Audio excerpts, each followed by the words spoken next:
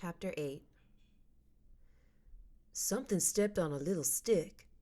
As soon as the twig cracked, my eyes snapped open, and I was wide awake. I held my breath and kept as still as I could. Whatever it was that was sneaking up on me knew I'd woke up, 'cause it stopped moving and kept as still as I could too. Even though my head was still under my blanket, I could feel two eyes staring at me real hard, and I knew these weren't critter eyes. These eyes made the hair on the back of my neck raise up the way only human being eyes can do. Without wiggling or jiggling around too much under my blanket, I got my fingers wrapped around my jackknife. Right when I was ready to push the covers off me and start running or stabbing, whoever it was that had been watching jumped right on top of me. I was as trapped as a roach under a dish rag. I tried to guess the exact spot that the person's heart was at, then pulled my knife back. A voice said, "If you ain't a kid called Bud from the home, I'm really sorry about jumping on you like this." It was Bugs. When I tried to talk, it felt like I had to suck all the air out of Flint. I finally got breathing right and said, "Doggone it, Bugs, it is me. You nearly scared me to death." He got off of me, and I threw the blanket over to the side.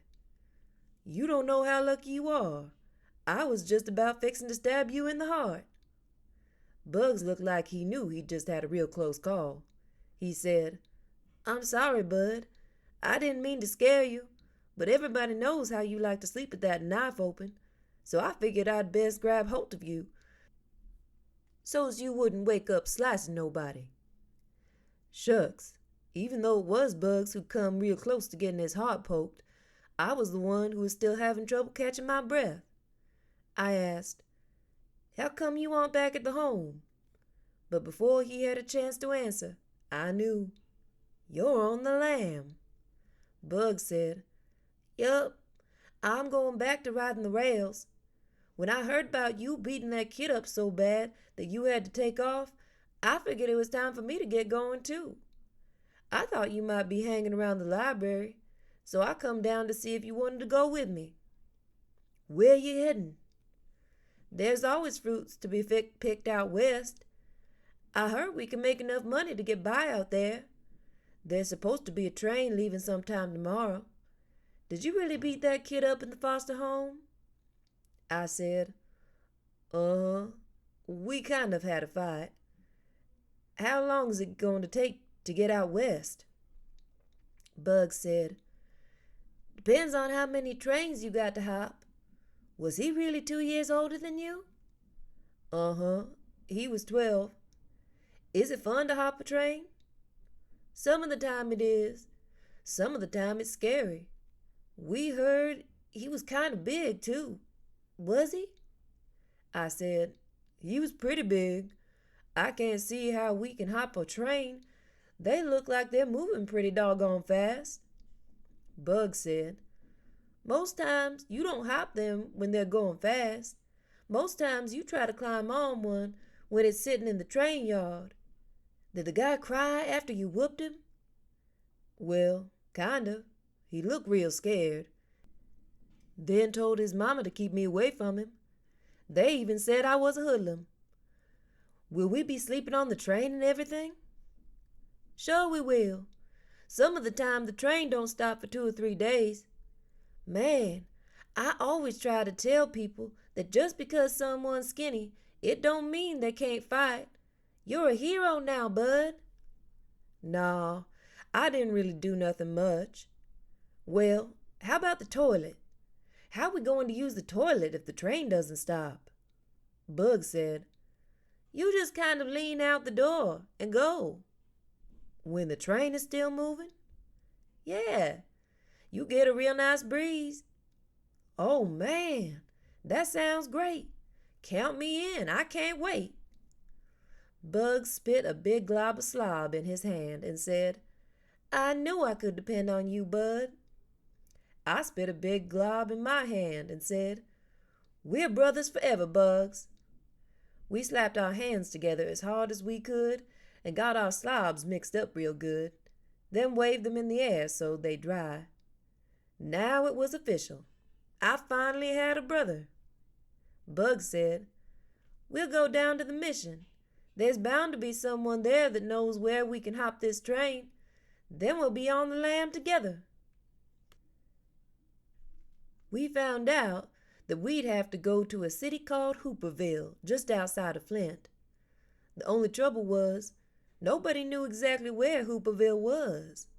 It was dark before we found out the right direction. I'd never heard of a city that was so doggone hard to find. We walked on a trail through some woods that run right up against Thread Creek. We could tell we were getting close to Hooperville, 'cause we heard somebody playing a mouth organ, and the smell of food cooking was getting stronger. We kept walking in the direction that the sky was glowing with an orangish light.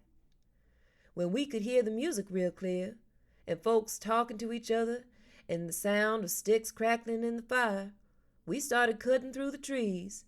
That way we could peek into Hooperville first. We looked out from behind a big tree and saw that a big wind, or even 2 or 3 big wolves huffing and puffing real hard, could blow Hooperville into the next county. It was a bunch of huts and shacks thrown together out of pieces of boxes and wood and cloth.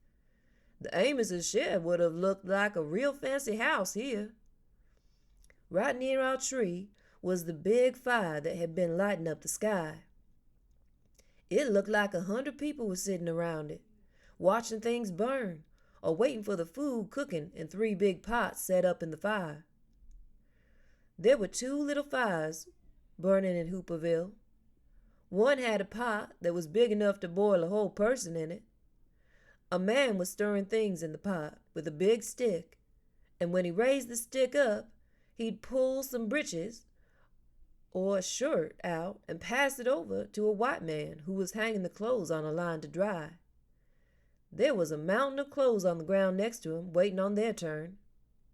The other fire in Hooperville was real small. It was off to the side by itself. There were 5 white people sitting at this fire, 2 kids, a man, and a woman holding a little wrapped up baby. The baby sounded like all those new sick babies at the home. It was coughing like it was a half-dead little animal. Bugs whispered, "Shoot, this ain't no city. This is just another cardboard jungle." "A what?" "A cardboard jungle. Somewhere you can get off the train and clean up and get something to eat without the cops chasing you out of town." I said, "Well, what are we going to do? We can't just go busting into this city and expect someone to feed us, can we?" Bug said, "One of us has got to talk to them. Let's flip for it." "Okay." Bugs rumbled around in his pocket and found a penny. He rubbed it up against his breeches and said, "Heads, I win. Tails, you lose." "Okay." He flipped the penny up into the air and caught it, then slapped it down on the back of his left hand. He peeked underneath his right hand to see, and a big smile cracked his face. "Shucks," Bug said. "Tails, you lose." "Dang. So what should I say?" "Ask them if this is Hooperville. See if they got any extra food." I moved out from behind our tree and walked over toward the biggest fire. I waited until some folks noticed me, then said, "Excuse me, is this here Hooperville?" The man who was playing the mouth organ stopped, and everyone else around the fire looked up at me. One of the white men said, "What is it you looking for?" I said, "A city called Hooperville, sir." They all laughed. The mouth organ man said, "Nah, son. What you're looking for is Hooverville with a V, like in President Herbert Hoover." I said, "Oh, is this it, sir?" The man said, "This is one of them." I said, "One of them?" He answered, "They're all over the country.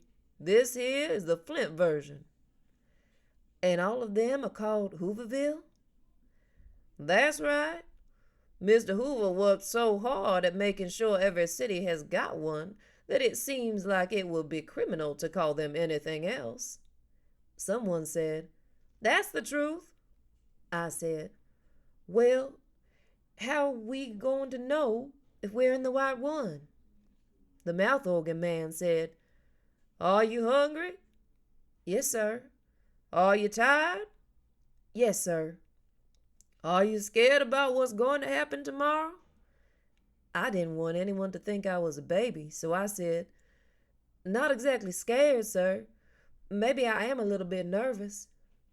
The man smiled and said, Well, son, any place where there are folks in need of the same things that you are is the right place to be.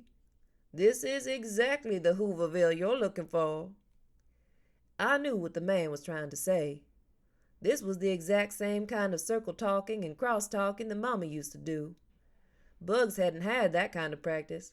He came from behind the tree and said, I don't get it. You said there were Hoovervilles all over the place.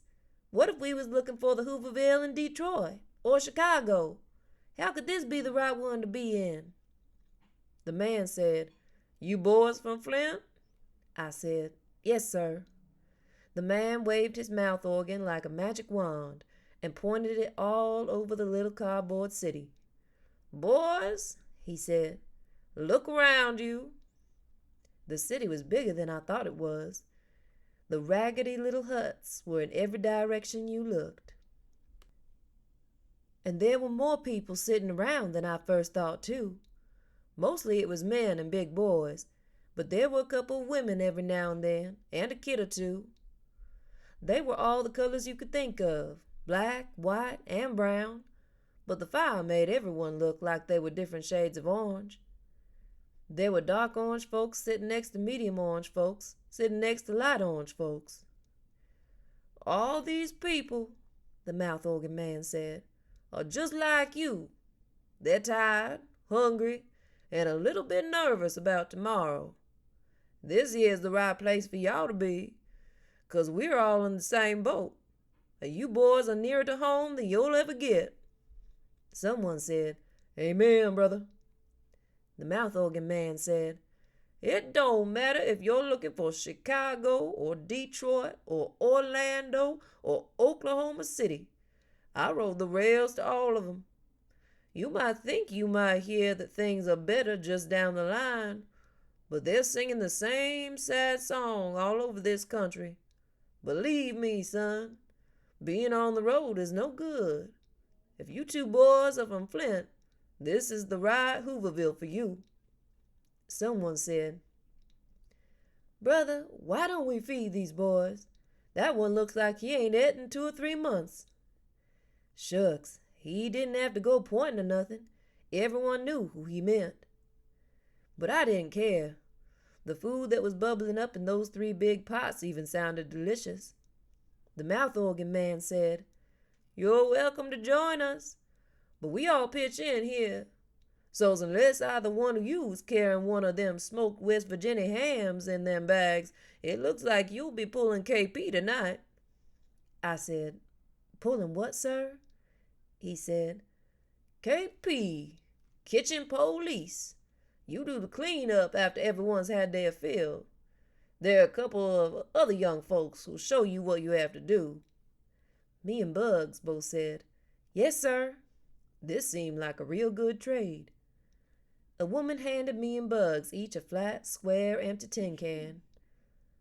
That, my lords, is your china. Please be careful not to chip it.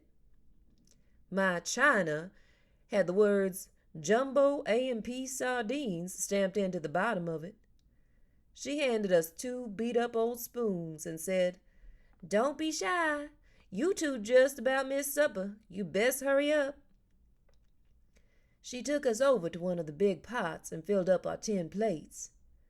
You're lucky, she said. It's muskrat stew, and there's plenty left over tonight. Eat as much as you can.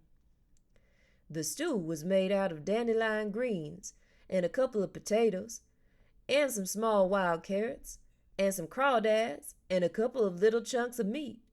It tasted great. We both even got seconds. When we were done, the woman told us, "You boys leave your bags here. It's time to do the dishes now." Uh-oh. "Ma'am, I like to keep my suitcase with me wherever I go." "I promise you your suitcase will be safe here." I remembered the Amoses had promised the same thing. I said, "You'll watch it yourself, ma'am? You'll make sure no one looks inside of it?" She said, "Son, we don't do no thieving in here. We all look out for each other." I said, "Thank you, ma'am," and put my suitcase down near the woman's feet. Me, Bugs, a little white boy, and a little girl loaded a whole mess of dirty tin cans and spoons and a couple of real plates and forks into a big wooden box and lugged them down to Thread Creek. The little girl had been in Hooverville the longest, so she got to tell the rest of us what to do. She said, "I don't suppose neither one of you new boys knows how to do dishes the right way, do you?" Me and Bugs had done tons of dishes in the home, so I said, "Sure we do. We used to be real good at cleaning up." Bugs said, "Dang, girl, you act like this is the first cardboard jungle I've been in. I know how you do dishes out here." She said, "Okay then, we'll split them up. You and you," she pointed at Bugs and the other kid, "can do half, and me and this boy can do the others. What's your name?" I said, "Bud, not Buddy." She said, "I'm Deezer Malone." Deezer handed Bugs and the other little boy some rags and some soap powder, and they started splashing the dishes in the water. Me and the girl walked a little farther up the creek and started unloading the rest of the dishes. "You dry, I'll wash," she said. She handed me a rag, and just as soon as she'd splashed one of the tin cans in the water and give it to me, I'd dry it and stick it in the wooden box. She said, "Where you say you was from?" "Flint, right here." "So you and your friend come down here to get on that train tomorrow?" "Where's it going?" "Chicago," she said. "Is that west from here?" "Uh-huh." "Then yup, that's where we're heading," I said. "Where are you from?" "Lancaster, Pennsylvania." "You going to take the train too?" She said, "Uh-uh, my daddy is. Folks say there's work out west, so he's going to try again." "So you're going to wait here for him?" "Uh-huh." She was real fast at washing the dishes, but I noticed she got kind of slow and was touching my hand a lot when it came to giving them to me. She said, "Where's your mama and daddy?" "My mother died 4 years ago."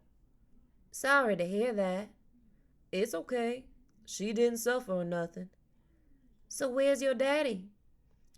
"I think he lives in Grand Rapids. I've never met him." "Sorry to hear that." Shucks, she held right onto my hand when she said that. I squirmed my hand loose and said, "That's okay too." Deezer said, "No, it's not. And you should quit pretending that it is." "Who said I'm pretending anything?" "I know you are. My daddy said families are the most important thing there is. That's why me and my mama are going to wait together for him to come back or write for us to come to him." I said, "My mother said the same thing, that families should be there for each other all the time. She always used to tell me that no matter where I went or what I did, that she'd be there for me, even if she wasn't somewhere that I could see her. She told me, shucks, there's some folks who'll have you running your mouth before you know what you're doing." I quit talking and acted like I was having a real hard time drying the tin cans she just handed me. "What'd she tell you, Bud?" I looked at Deezer Malone and figured I'd never see her again in my life, so I kept shooting off my mouth. "She would tell me every night before I went to sleep that no matter what happened, I could sleep knowing that there had never been a little boy anywhere, anytime, who was loved more than she loved me. She told me that as long as I remembered that, I'd be okay. And you knew it was the truth. Just as much as I know my name's Bud, not Buddy, she said. Don't you have no other kin here in Flint? No. I guess I can't blame you for wanting to ride the rails. My mama says these poor kids on the road all alone are like dust in the wind. But I guess you're different, aren't you, Bud? I guess you sort of carry your family around inside of you, huh? I guess I do. Inside my suitcase, too, she said. So you been staying in an orphanage since your mama died? What makes you say that? Well, you're kind of skinny, but I can tell by the way you talk and the way you act that you haven't been out on the road for very long. You still look young. I said, shucks, I'm not all that young. I'm going to be 11 on November 14th. And I'm not that skinny. I'm wiry. Some folks think I'm a hero. So, Mr. Hero, we're the same age. But you have been staying in an orphanage. I've been staying in a home. My daddy says being on the road ain't fit for a dog, much less a kid. How come you don't just go back to your orphanage? She started up, touching my hand too much again. Deeza Malone seemed like she was all right, so I came clean with her. Don't tell no one, but I lit out from a foster home, so I'm on the lam. And I wouldn't go back to the home even if I could. It's getting so's there's too many kids in there. So, that's better than being cold and hungry all the time and dodging the railroad police. What do you mean? You don't think they just let people jump on the trains, do you? Well, I guess I hadn't thought about it. See, I knew you were too nice to have been out on the road. You're going to have a bad surprise tomorrow morning. That won't bother me too much, she said. Oh yeah, I forgot. You're a hero to some folks. When Deeza smiled, a little dimple jumped up in her brown cheek. I didn't answer. I just kept drying tin cans. We got to the last of the 4 or 5 tin can plates, and Deeza said, You ever kiss a girl at the orphanage? Uh-oh. Are you kidding? No. Why? You afraid of girls? You must be kidding, she said. Okay. And closed her eyes and mushed her lips up and leaned close to me. Dang-y! If I didn't kiss her, she'd think I was scared of girls. If I did kiss her, she might blab, or Bugs might see me and tell strangers about what happened. I looked down the creek to where Bugs and the other boy were still splashing in the water. It was dark enough that I didn't think they could see us too good. I scooched my lips up and mashed my face on Deeza Malone's. We stuck like that for a hot second, but it felt like a long time. When I opened my eyes and pulled back, Deeza kept hers closed and smiled. She looked down and stuck her hand in mine again, and this time I let her keep it there. She looked out at the creek and the woods on the other side and said, Isn't this romantic? I looked out to see what she was talking about. The only thing I could see was the moon like a big egg yolk way up in the sky. You could hear the water and the sound of the mouth organ man playing a sad song back in Hooverville. I sneaked another peek at Deeza's dimple. She said, You hear that? That's Shenandoah he's playing. Isn't it pretty? I guess so. Do you know the words? Uh-uh. Listen. It's been 7 long years since last I've seen her. Way hey, you rolling river. Been 7 long years since last I've seen her. Way hey, I'm bound away. Cross the wide Missouri. I said, Yup, that's a sad song. I didn't think it was pretty at all. She squeezed my hand and said, Isn't it? It's about an Indian man and woman who can't see each other for 7 years.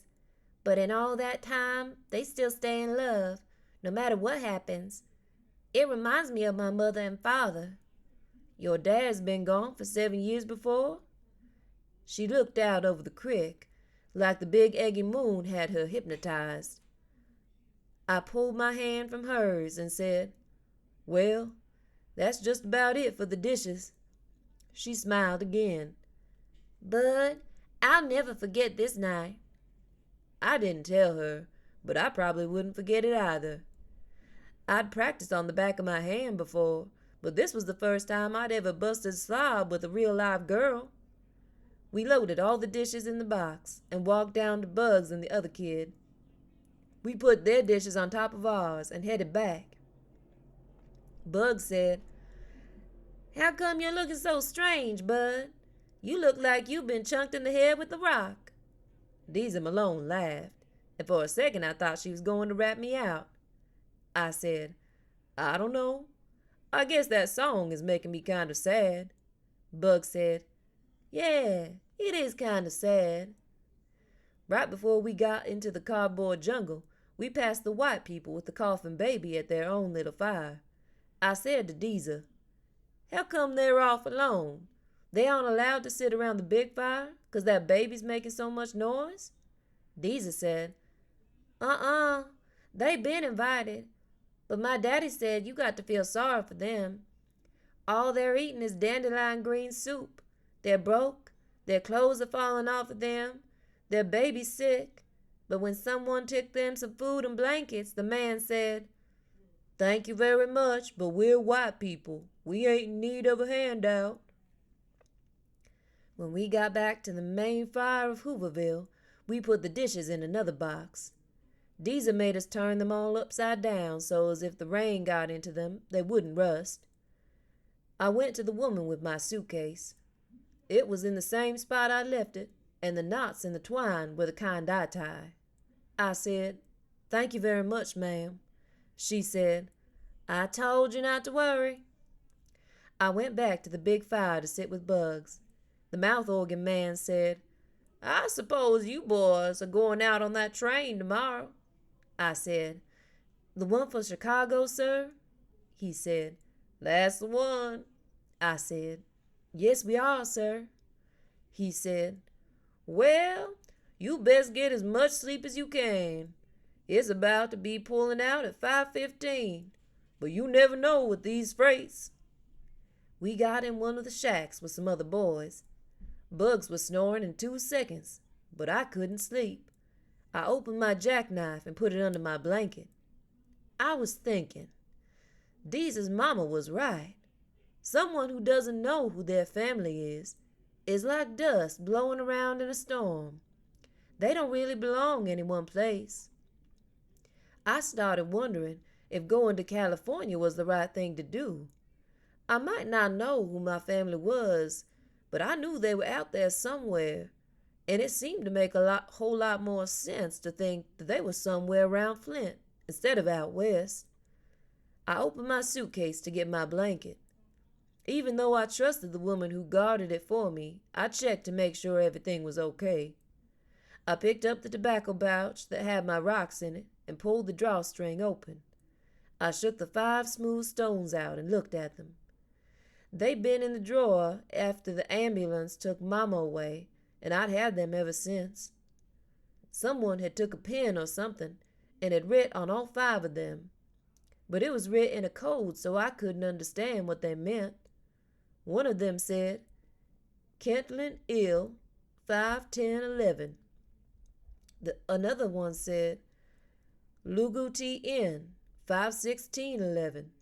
Then there was Sturgis M, 8-30-12, and Gary N, 6-13-12, and the last one said Flint M, 8-11-11.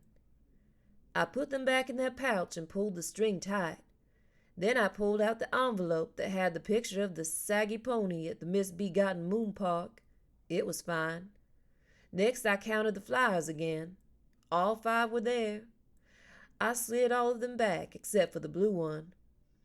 I held it up so it could catch some of the light from the big fire. I kept looking at the picture, and wondering why this one bothered Mama so much. The more I thought about it, the more I knew this man just had to be my father. Why else would Mama keep these?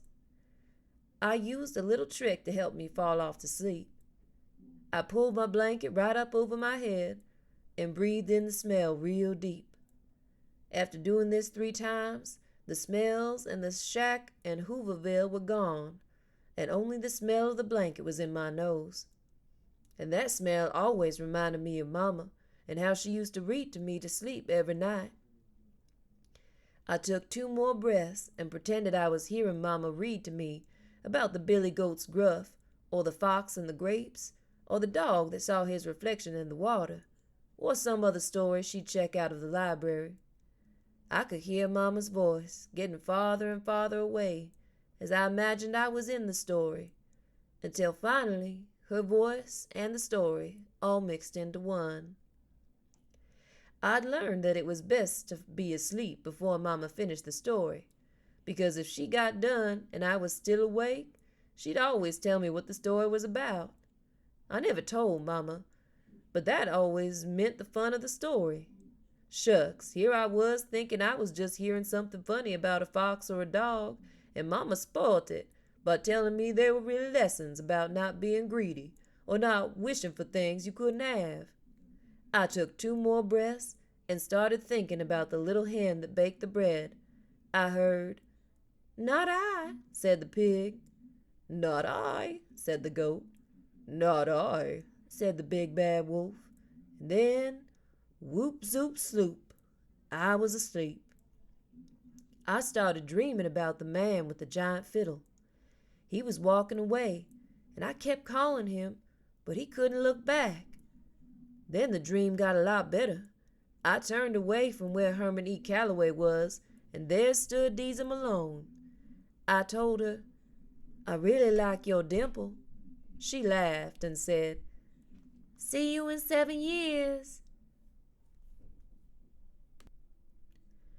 A man screamed, "Get up! They're trying to sneak it out early." I jumped straight up and banged my head on the top of the shack. I ran outside. It was still dark, and the fire was just a pile of glowing sticks. The man was screaming at the top of his lungs, "Get up! They fired the engine and they're fixing to take off." Bugs and the other boys came and stood next to me. Bugs said, "Is it a raid?" Someone said, "No, they're trying to sneak out before we get up." People started running all over Hooverville. Bugs said, "Come on, Bud, get your stuff. We got to get on that train." I folded my blanket up and put it in my suitcase and tied the twine back. I put my jackknife in my pocket, and Bugs and I ran outside. I hadn't gotten 6 giant steps away when a boy stuck his head out the door and yelled, "Hey, Slim, is this your paper?" I looked back. My blue flyer. I forgot to put it back in my suitcase. Bugs said, "Hurry, I'll wait." "I'll catch you. Go ahead." I ran back and took my flyer from the boy. "Thanks a lot." I ran back out into the crowd that was tearing through the woods. There were a million men and boys running in the same direction. I didn't want to fold the flyer up, so as I was running, I slid it between the twine and the suitcase. I'd put it back inside once we got on the train. No one was talking. All you could hear were the sounds of a million feet smacking on the trail and the sound of a million people trying to catch their breath. Finally, a hiss sound started getting louder and louder, and I knew we weren't too far away. We broke out of the woods, and there in the dark sat the train. The locomotive was hissing and spitting coal-black smoke into the sky. Every once in a while, a big shower of sparks would glow up from inside the dark cloud, making it look like a gigantic black genie was trying to raise up out of the smokestack. The train went as far back as you could see. There must have been 1,000 boxcars, but every one had stopped and was just standing there watching. No one was trying to get on. I pushed my way to the front to see if I could find Bugs, and I saw why everyone had stopped. There were 4 cop cars and 8 cops standing between the crowd and the train. The cops all had billy clubs and were spread out to protect the train. The crowd kept getting bigger and bigger. One of the cops yelled, "You men know you can't get on this train. Just go back to Shantytown. There won't be no trouble." A white man said, "This is the only train going west for the next month. You know we got families to feed, and we got to be on it. You go get back in your cars and you'll be all right. There won't be no trouble." The cop said, "I'm warning you. The Flint police are on the way. This here is private property, and they have orders to shoot anyone who tries to get on the train." A man next to me said, "I'd rather be shot than sit around and watch my kids go hungry." The cop said, "This is America, boys. You're sounding like a bunch of commies. You know I can't let you on this train. I got kids to feed too, and I'd lose my job." Someone yelled, "Well, welcome to the club, brother." It seemed like we stood looking at the cops and them looking at us for a whole hour.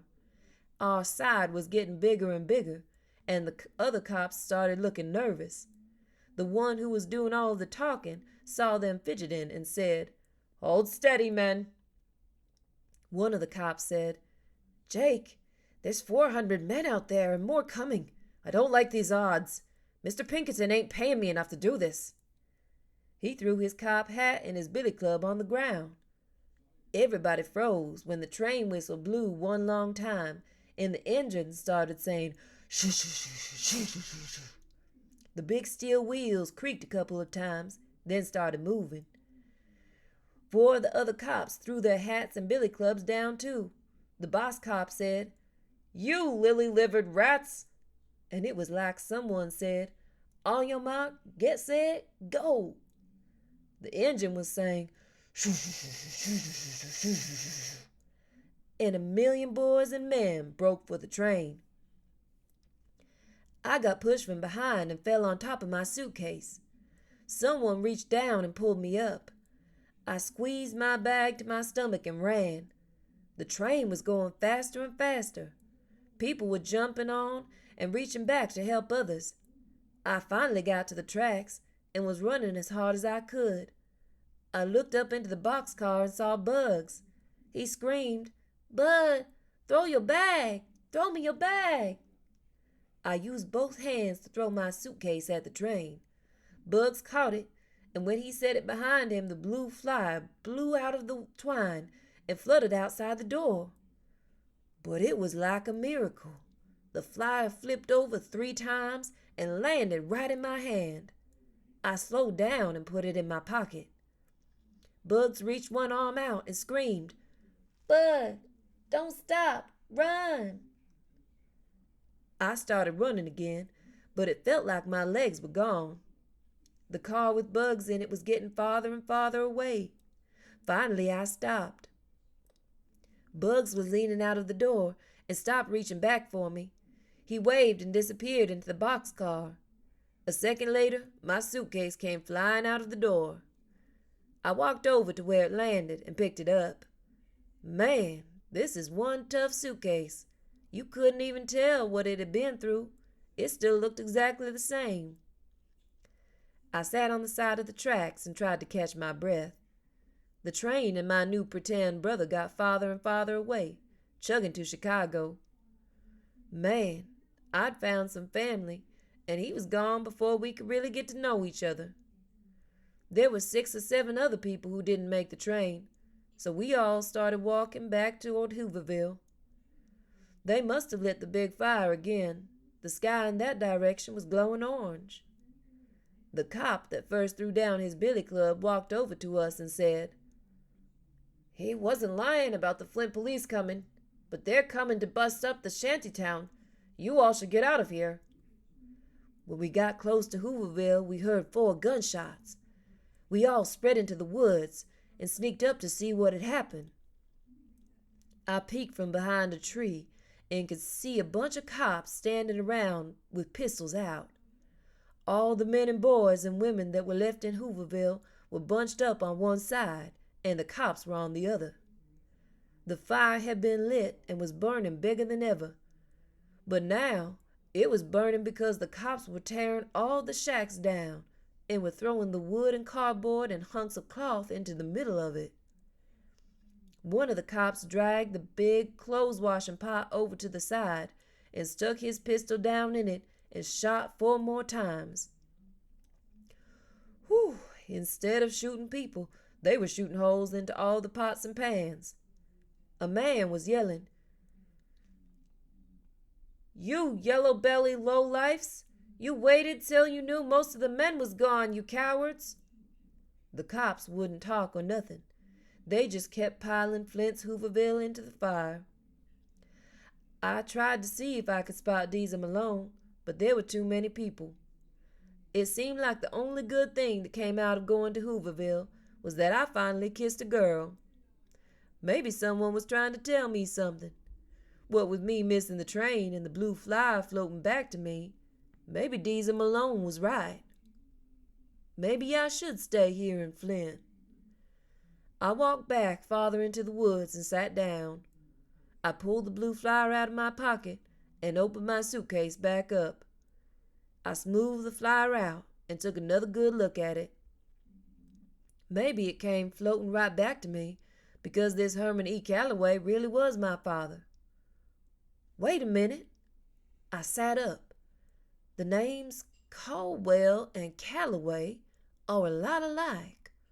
Both of them have 8 letters, and there aren't too many names that have a C, a L, and a W all together like that. I remember what I read in that little big book, Gangbusters. It said a good criminal chooses an alias that's kind of close to their own name. Except I couldn't figure out who was a criminal here and why anybody needed an alias. I wanted to stay and look for Deezer and her mother, but it was too hard to hear all the people crying and arguing. Besides, I was still on the lam. I started walking. If I hurried, I could get breakfast at the mission.